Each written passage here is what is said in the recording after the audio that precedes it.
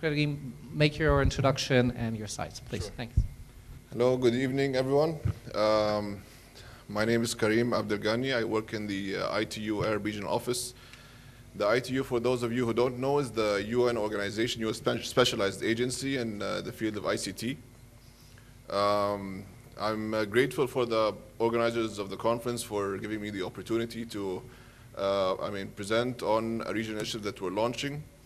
Also, I am grateful for all of you for sticking around to the last session.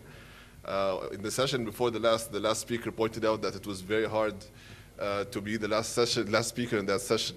I want to point out that it's very hard to be the first speaker in the last session. Anyways, I won't take much of your time. Without further ado, I want to start off by giving some quick snapshots of where the ICT sector stands today in the Arab region. I'm sure all of you have witnessed in the past years that there have been a lot of developments in the sector. Mobile devices are spreading really fast. They're becoming cheaper. Broadband's becoming cheaper. It's spreading, fixed and wireless, all that. But I want to give a more in-depth analysis on where countries stand today. The chart that you see in front of you is basically the IDI index, the ICT Development Index, which is the flagship index developed by ITU. It ranks countries on the level of ICT development that they stand in comparison with other countries. It aggregates 11 indicators that map out access, use and skills of ICT in all these countries. So if we take a look at the region, right out of the bat, you will see that almost around half of the countries are above the global average, which is something good, but the other half is not. You will also notice that the half that is advanced, most of them are in the Gulf region. And they are by far, this gap between them and the rest of the region is increasing. So you can see a digital divide that is growing within the region between the countries in the Gulf and the rest of the countries. Hidden in this IDI index is the fact that cellular subscriptions have increased in the Arab region. Most of the countries now have more than 100% subscription rates. Fixed telephones have not faced the same level of success. They're only around 9%, regional average. But you will see that in the Gulf, these statistics are much higher.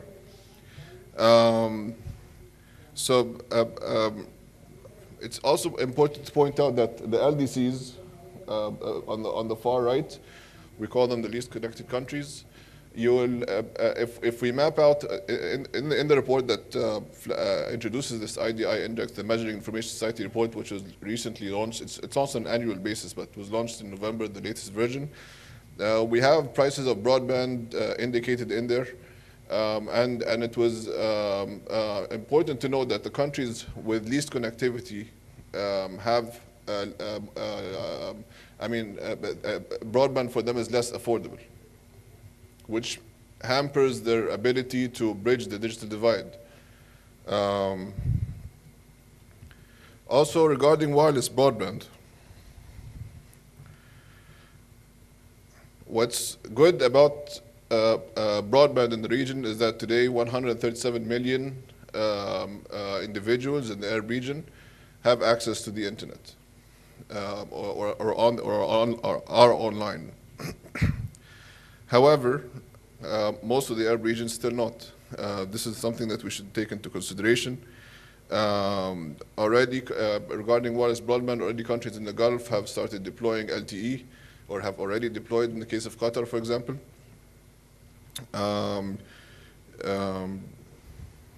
You will see that in the UAE, for example, the wireless broadband rate is around 130%, if I'm not mistaken, and other countries in the Gulf are around that area. Maybe I'm reading the statistics wrong. Maybe it's a different number, but but it's above 100. That my point is. So this is in a snapshot what wireless broadband has. The reason I'm laying out all these statistics, and I understand that this conference focuses on education and research, is that although the ITU focuses on the ICT side of things, we have noticed that in this report we have done some mappings on the effect of ICT in other developmental areas, including education. And we noticed that countries with less access to ICTs suffer from less access. Suffer from less of the benefits of ICTs in the educational sectors, and especially in rural areas. You'll find less connected schools in that area, and so on and so forth. And hence, if we're talking about building knowledge societies, it's important to note that half of the equation lies in the spread of ICTs in the region. So where does the ITU come into play with this? In the ITU, every 4 years, we hold a conference called the World Telecommunication Development Conference, which lays out plans for the next 4 years for the development sector within the ITU, and through which we adopt regional initiatives, or you can call them priorities, for the region. For the Arab region, we adopted a regional initiative on smart learning back in March, April in Dubai when the conference was held. These are initiatives are adopted by the member states of the ITU, meaning the governments, meaning the Arab countries especially. So basically what the Arab countries came out and told the ITU is that we want you to focus on the issue of smart learning in the coming 3 years or 4 years. They identified an objective which reads out as to bring about a shift from traditional methods of teaching in schools and universities using books and paper-based sources to smart learning with the use of tablet computers, the latest software, and modern telecommunications ICT techniques to provide access to a range of academic information, resources, and subject matters. Also, they laid out 3 expected results that we are supposed to assist countries of the region in trying to achieve. The first one is eradicating digital illiteracy in the Arab region. The second one is finding smart and low-cost computer devices. And the third one is development of Arab content for educational purposes, that is. So in the ITU Arab Regional Office, right out of the bat, we started laying some activities in the pipeline. The activities that you see in front of you are ones that we are hoping to implement next year.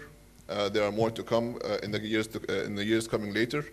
But basically, we are hoping to, we already started actually on writing, assessing the situation of smart learning in the Arab region by issuing a report, sorry.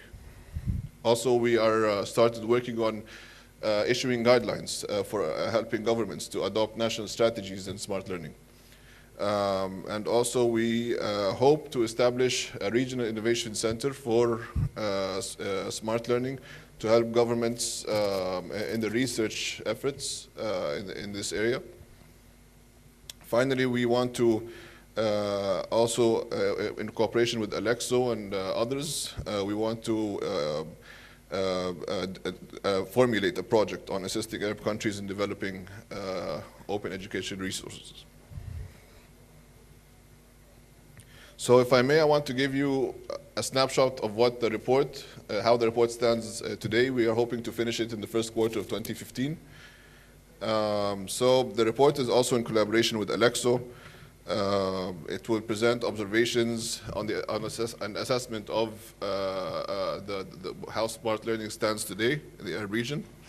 In terms of development of national strategies, existing policies, and projects at various levels of government. The report will also propose a roadmap to enlighten governments in the region for the next few years on activities that are necessary to be done by all stakeholders, not just governments, to help thrive smart learning in the region.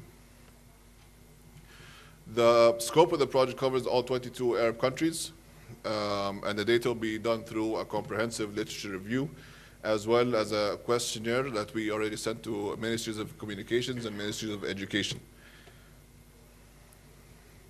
The literature review, as typically you can imagine, comes from various government reports, studies conducted by non-profit organizations, reports published by or on behalf of UN organizations and its agencies, various press releases from commercial and non-commercial organizations, and academic literature.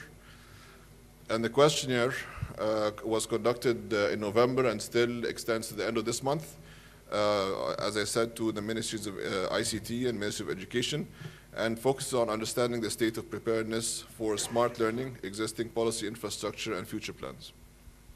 So far, we received input from the Ministry of Communications from Algeria, Egypt, Iraq, Kuwait, and Sudan, while in the Ministry of Education we only received 3, Jordan, Oman, and Qatar.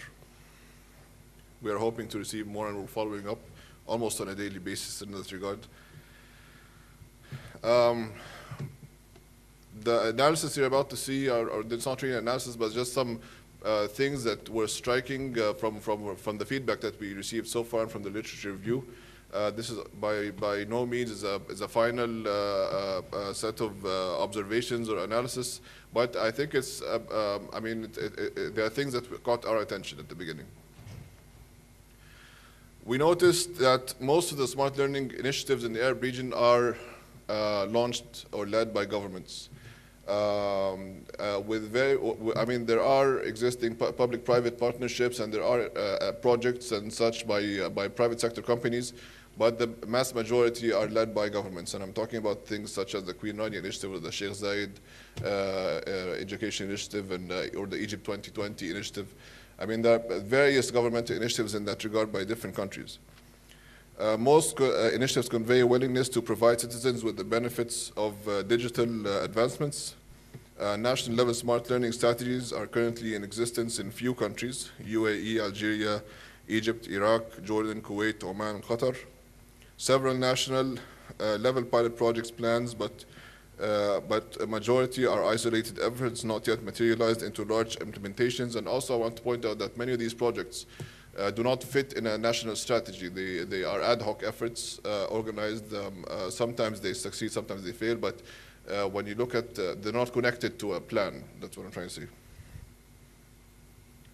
Also, there's a difference between, exists between policies and implementation on the ground.